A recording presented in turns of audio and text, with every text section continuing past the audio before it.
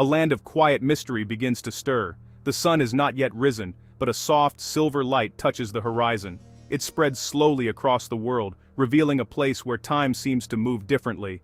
This is a land shaped by patience, carved by water and wind over countless generations. Here, the air itself feels ancient. It carries the scent of damp earth and the sweet perfume of night-blooming flowers. Every morning begins not with a sound, but with a feeling. It is a feeling of awakening, as if the very ground beneath is taking a slow, deep breath. The light grows stronger, spilling over the edges of distant mountains. The shadows that held the valleys in their grip begin to retreat. A world of impossible green is revealed. This is not one color, but 1,000 shades of it, from the pale green of new shoots to the deep, dark emerald of ancient leaves. The landscape is a tapestry woven with light and life. The air is cool and still. Nothing moves quickly here. The world unfolds with a gentle, deliberate grace, inviting us to watch, to listen, and to simply be present in its unfolding story. Mist hangs low in the valleys. It clings to the water and wraps around the bases of limestone karsts. These great stone towers rise from the earth like sleeping giants. They have watched over this land for an eternity. The mist moves like a living thing. It flows and eddies, sometimes hiding the world, sometimes revealing it in fleeting glimpses. It muffles all sound, creating a profound silence. In this quiet, you can almost hear the heartbeat of the land. It is a slow, steady rhythm, the rhythm of growth, of decay, and of endless renewal. As the sun finally breaks free, its warmth spreads across the land. The mist begins to dissolve, rising like steam into the morning sky. The world is washed clean. The colors become more vibrant, the greens become greener, the sky a deeper blue. The air warms, carrying new scents, the smell of wet leaves, of rich soil, and of the promise of the day to come. This is the daily miracle of this place, a quiet, unhurried introduction to a land that holds its secrets close, but shares its beauty with all who are willing to look. If you've enjoyed this journey into Vietnam's breathtaking landscapes, don't forget to subscribe to our channel for more cinematic adventures. Join us as we continue to explore the world's hidden wonders, one story at a time. We move deeper into the land. Here, the mountainsides are not wild. They have been tamed by human hands. They are carved into a staircase for giants. These are the rice paddies. Each terrace is a mirror, holding a piece of the sky. For months, they are a vibrant, living green. The young rice plants stand in neat rows, their leaves rustling in the slightest breeze. The wind moves across the terraces in waves. It creates patterns of light and shadow that dance across the vast green slopes. The sound is a soft whisper. It is the sound of life growing. The terraces are a testament to incredible patience. They were built over centuries by hands that understood the land. Each wall of earth was placed with care. Each channel was dug to guide the precious water. The water flows from the top terrace to the bottom. It trickles and gurgles, a constant, gentle music that fills the air. It nourishes the rice, giving it what it needs to grow strong and tall. This is a partnership between people and nature, a delicate balance maintained through hard work and a deep respect for the earth. As the seasons turn, the color changes. The vibrant green slowly gives way to a rich, warm gold. The fields are now heavy with grain. The rice stalks bow their heads, ready for the harvest. The landscape is transformed into a sea of gold. It ripples in the wind, shimmering under the afternoon sun. The air is thick with the earthy smell of ripeness. It is a time of fulfillment. The reward for months of patient labor is almost ready. The entire valley seems to hold its breath, waiting for the moment of gathering. This landscape is never truly still. Even in the quietest moments, there is movement. A dragonfly with wings like stained glass hovers over the water. A small frog leaps from one lily pad to another. A white egret stands perfectly still, a statue of pure white against the green and gold. Then, with a sudden, graceful movement, it takes flight. Its great wings beat slowly, carrying it across the valley. These small lives are part of the larger story of the terraces. They are the tiny, beating hearts within this great green and golden world. Every valley and every plain is connected by water. Rivers are the lifeblood of this land. They are the great arteries that carry water, sediment, and stories from the mountains to the sea. Some are wide and slow, their surfaces like polished bronze under the sun. Others are narrow and quick, tumbling over rocks in a hurry, but all of them sing a song. It is a song of movement, of power, and of time. To follow a river here is to follow a path that was old before the first temples were built. It is to travel through the heart of the country. The riverbanks are alive with activity, but it is a slow, rhythmic activity that matches the pace of the water. A lone fisherman casts his net in a perfect circular motion. The net hangs in the air for a moment, a web of delicate threads against the morning light, before it falls silently into the water. He will wait with endless patience for his catch. Further down, a family of water buffalo wade into the shallows. They submerge themselves until only their heads are visible. They close their eyes, enjoying the cool relief from the midday heat. The river is a highway, but there are no roaring engines here.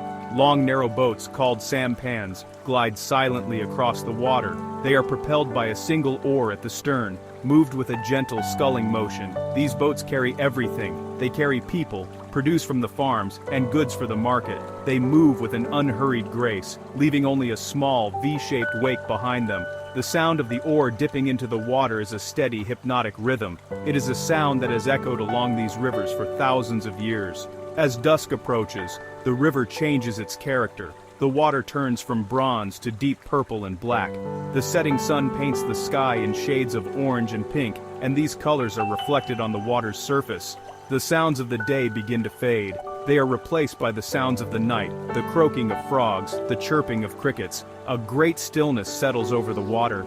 The river continues its journey in the darkness. It flows on, silent and powerful, carrying the secrets of the day toward the endless sea. Beyond the rivers and the fields lies another world, a world of shadow and ancient life. The forest. Here the trees are giants. Their trunks are thick and gnarled, covered in moss and ferns. Their branches form a dense canopy high above, filtering the sunlight into a green, ethereal glow. The air is different here. It is cool and damp, and it smells of decaying leaves, rich earth, and wild blossoms. To step into this forest is to step back in time. It is a cathedral of nature, where every sound is amplified by the silence. Life in the canopy moves with a slow, deliberate grace. A troop of langurs, primates with long tails and thoughtful faces, moves through the high branches. They do not rush. They move from one branch to another with a fluid, balletic motion. One hand reaches out, grips a vine, and swings the body across a gap. They pause often, looking down at the world below with dark, curious eyes. Their soft calls echo through the trees, a conversation carried on the quiet air. They are the guardians of this vertical world. On the forest floor, other creatures make their way. A pangolin, an animal covered in scales like a living pine cone, sniffs the ground for ants. It moves with a slow, shuffling gait, its long tongue darting out to find its food. When startled, it does not run. It curls itself into a tight, armored ball, a perfect sphere of defense. This is a strategy of patience, not speed. In this ancient forest, survival often depends not on being the fastest, but on being the most perfectly adapted to the environment. The forest is a world of hidden things. A brightly colored bird might be perfectly camouflaged among the flowers. A stick insect can be invisible against a branch until it moves. Every leaf, every shadow could be hiding some form of life. It asks us to look closer, to slow down and really see the intricate details of the world. The longer you stay, the more the forest reveals. The rustle of a leaf is not just the wind. The flash of color is not just a flower. It is a place of constant, quiet discovery. The spirit of this land is reflected in its people, and nowhere is this more evident than in its women. They move with a quiet strength and an innate grace. Whether in the city or the countryside, they carry with them an air of timeless beauty. We see them in the morning markets, their conical hats, the non-la bobbing like white flowers in a sea of color. These hats are more than just protection from the sun and rain. They are a symbol of a way of life, a practical and elegant solution born from the land itself. Their hands are rarely still. They are hands that can weave intricate patterns in silk, or gently sort through grains of rice. They can paddle a boat with steady, powerful strokes, or arrange a simple meal into a work of art. We watch a woman in a village. She sits at a loom, her fingers flying across the threads. She is creating a piece of fabric with patterns that tell the stories of her ancestors.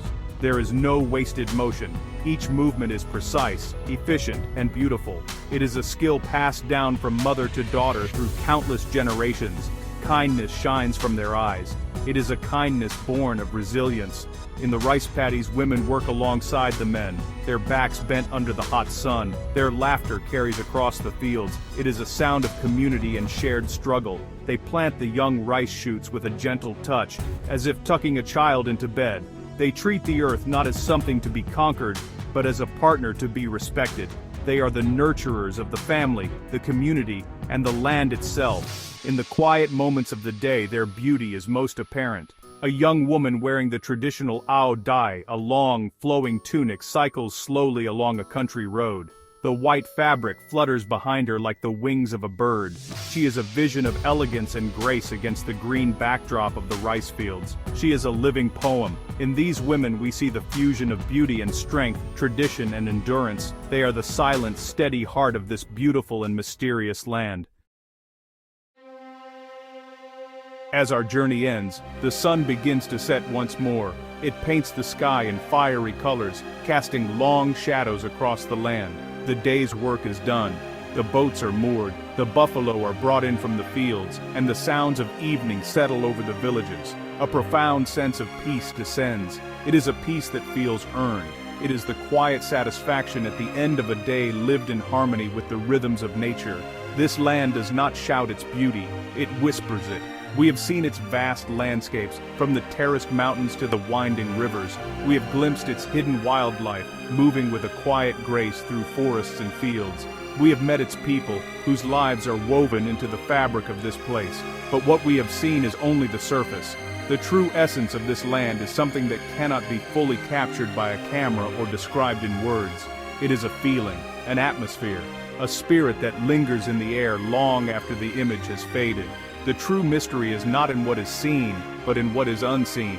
It is in the resilience of a bamboo stalk that bends in the wind but does not break. It is in the patience of the farmer who waits for the rains. It is in the kindness of a stranger's smile. This is a beauty that goes deeper than the stunning scenery. It is a beauty of the spirit, a strength that has been forged in the crucible of history and tempered by a deep connection to the earth. It is a spirit of endurance, of grace, and of an unbreakable hope. And so, we leave this land with a sense of wonder. We leave with a memory of green fields, silent rivers, and the gentle faces of its people. The land will continue its slow, ancient dance. The sun will rise and set. The rice will grow. The rivers will flow to the sea. The secrets will remain, waiting for those who are willing to come and listen. For this is a land that does not give up its heart easily. But for those who approach with respect and an open mind, it offers a glimpse of something truly profound, the enduring, quiet, and powerful beauty of life itself.